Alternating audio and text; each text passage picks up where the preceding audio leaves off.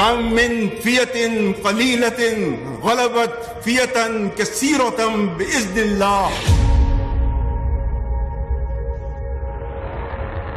We have been in the war, we have fought the war, we have seen very serious situation. At the end of the day, once you are facing the enemy and the matter is of life and death for you, the only connection which is in your mind is your connection with Allah subhanahu wa ta'ala. We have experienced it on the ground. Gallantry, valor, courage, guts, belief. And they realized that should they pitch these forces in our water, they would actually meet their fate, which is at the bottom of the sea.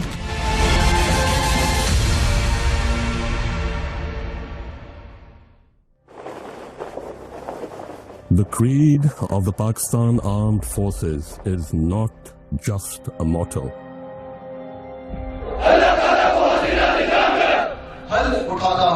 Pakistan ka hami. It is our living oath, a reminder of what we are. This oath is actually the fundamental foundation for any soldier, and this is primarily this reflects his contract with the state. It is our collective call to arms.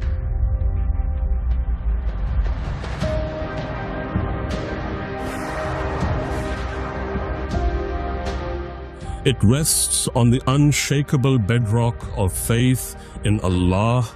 It is bolstered and strengthened by our trust in the divine.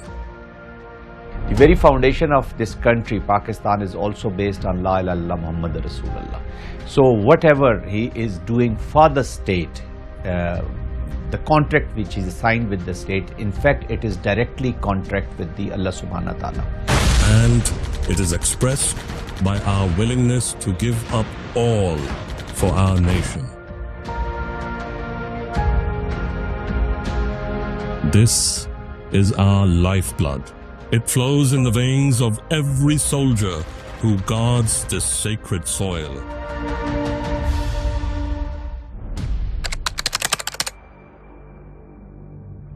दस करोड़ पाकिस्तानियों के इम्तिहान का वक्त आ पहुंचा है. When President Ayub declared that the enemy does not know who they have actually challenged, it was the voice of the nation. It came from the heart. And entire nation was ready to go into the battle and do whatever they can.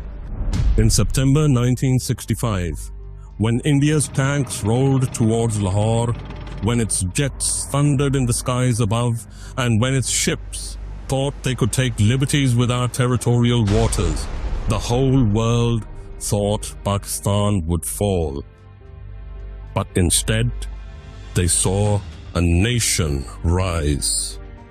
Rise with unshakable faith and courage and valor. 65 was also again reflection of the true defense of Pakistan.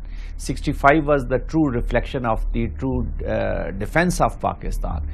65 war was a demonstration of the potential of Pakistan, and again the biggest reflection and representation of the unbounded resolve of the Pakistani nation. Believe you me that Pakistan was one nation, one soul at the time of 1965 war. 65 war was the time when we truly wrote our legacy. The value system, Rafiqi, Alam, Sajjad Haider, Noor Khan, Asghar Khan. So the value system they defined in terms of valor, gallantry, and the spirit for Pakistan carries on till today. If you look at the two navies and the numbers, the presence of an Indian aircraft carrier and larger number of vessels gave a clear edge on the paper to the Indian Navy. Our armed forces, though they were outnumbered and outgunned, stood resolute. Every soldier of Pakistan, whether he of that era or the present era, it's his great wish that Allah may, subhanahu wa ta'ala, may provide an opportunity to fight this enemy, the enemy of Islam and the enemy of Pakistan, that is India. So the soldiers, they really take this opportunity as a prized moment in their life. Squadron Dilawar, who was the flight commander of number 14 squadron, He's walking to the aircraft, air defense alert hut, and this rookie flying officer, he says, sir, we will be outnumbered, there will be many aeroplanes. So he takes a puff and he says, Mundia fair ki hoya, chal chaliye. And they gave great fight. But the conduct of the war was such that Indian Navy failed to venture out and even face Pakistan Navy. On 6th of September, the Indians come and attack Lahore. And the moment we find out, now Sajjad Haider Saab from 19th Squadron Peshawar had gone for a close support mission to Cham Jodiyan again. And he's given a call by Sakese radar that so-and-so leader proceed to Batapur. He says, where is Batapur? They say, go to Lahore, follow the road to Amritsar. And he goes and he finds the Indian Armored Division proceeding towards Lahore. And rest is history. General Harbaksh Singh, he says, the attack by Sajjad Haider formation was so crucial that Major General Naranjan Prasad, he left his jeep and was hiding in a sugar cane. And the deterrence that was created by Ghazi actually prevented the entire Indian naval fleet from even coming out in the battle. Next morning was the red letter day for Pakistan Air Force. Alam Saab got scrambled with a flying officer, and he was my namesake Masood Akhtar, and he shot 5 aeroplanes in 30 seconds. And he became an ace of the world, acknowledged ace of the world. It was a flotilla of 7 ships led by our flagship PNS Babar, and these ships were sent out with a target to attack a radar station in Dwarka. The enemy had refused to come and face the challenge, and we wanted to draw out the enemy ships into the battlefield. There was an air station there and some HFDF facilities which were being used to launch air raids against Pakistan and Karachi specifically. So it was decided that we would target that air station and take out the radar station at Dwarka. This 7-ship flotilla, it went very close to the Indian shores, literally into their coastal waters, and used their main guns, the main armament we call them, for striking the target, and took it out completely. Pakistani soldiers, in spite of the meager resources and in spite of the cunning and surprised attack by India, they were able to defeat them. They were able to draw a lot of glory and pride from that war, and they were able to showcase to the whole world that this Indian are not capable of defeating Pakistan. So it was a great manifestation of the capacity, capability, and most importantly the will of the nation, which was demonstrated to counter India. Lahore was saved. Pakistan's honor lifted higher than the skies that our enemy tried to dominate foolishly. That day proved a truth that endures. This was not just a war of the armed forces, this was a war of the entire Pakistani nation coming together as a single force. Wars are won not by numbers. They are won by an indomitable spirit. They are won by courage, through sacrifice as an article of faith. And this spirit wasn't restricted to that day 60 years ago. We saw it returned and rejuvenated in Operation Bunyan Al Marsoos. India have launched Operation Sindoor against Pakistan.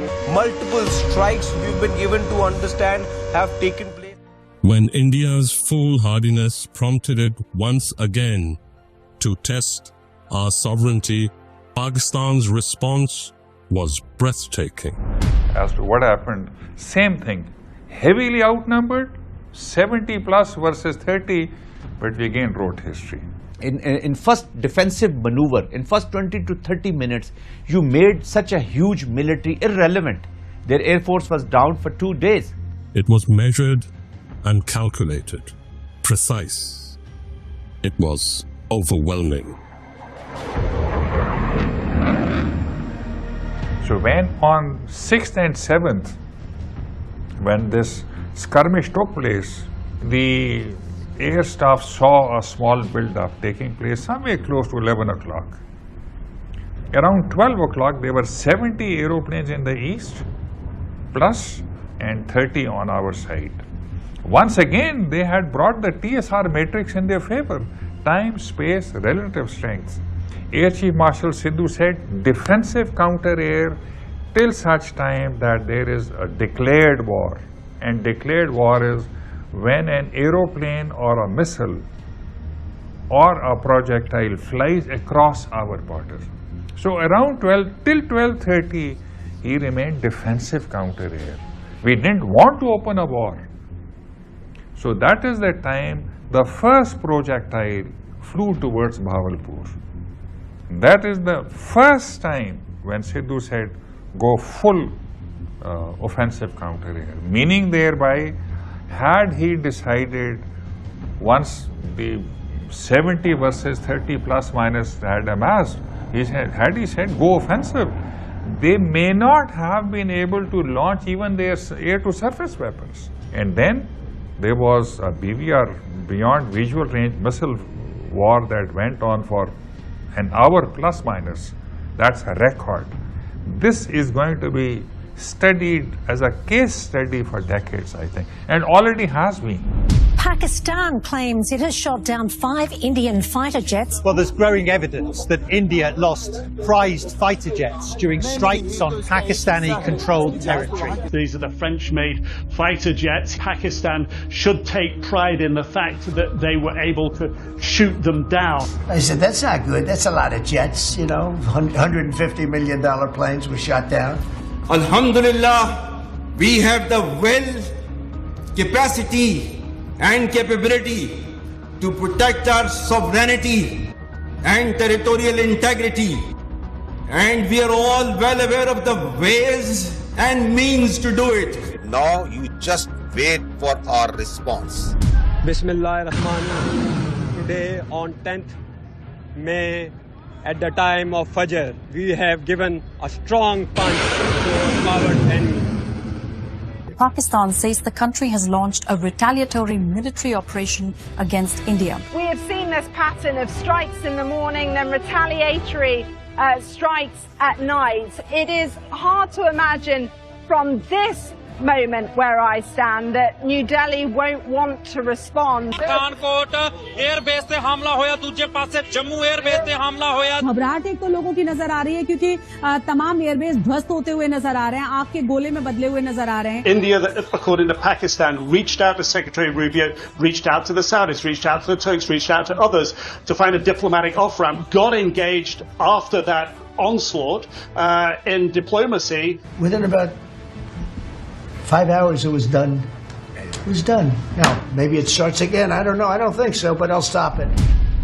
Unity held the line. Sacrifice gave it strength. And Pakistan's defense stood unshaken, proving to be the iron wall that no enemy could breach, let alone break. Today, the battlefield is a changed place. India no longer populates it with tanks and planes. It infuses terrorism, fans and stokes extremism. It employs every stratagem of fifth-generation warfare. Its assault is no longer mere bombs and bullets, but is perpetuated by propaganda, lies, and digital traps. These Hindutva mindsets, saffronized mindset is already, people like Doval, like Amit Shah. So they very pronouncedly, they speak about this approach. Their approach is to bleed Pakistan through proxies and to achieve their political objectives, and political objectives of not of India, but of RSS, which is Hindutva.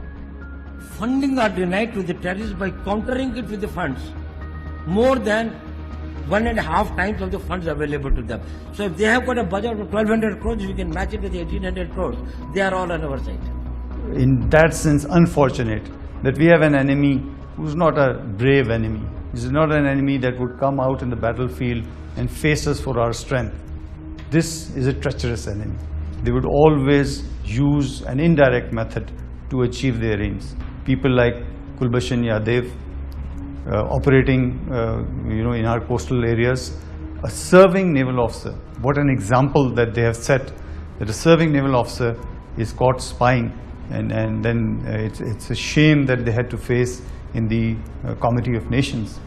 You create a goddamn event 150 kilometers into your own territory, blame it on Pakistan. You don't give evidence. You launch an FIR counter to normal procedures within 10 minutes, and then you don't want any international forensic investigation into this. And then you say that, okay, you do one so-and-so attack into us allegedly and you lose Balochistan. You can do one Mumbai, you may lose Balochistan. So let's not be under any misconception. We have been groomed, trained and made to fight India, and inshallah we'll keep doing this till the time these core issues are not resolved. It's a negative peace. The absentia of war or silencing of gun is never, we can't call it a peace. The positive peace or the total peace will be achieved once we will address the core issues. But let there be no doubt, whatever form the enemy's intent takes, whether it attempts to overcome us with guns or with words, by dint of force or by trickery and deceit, the spirit of 1965 lives on.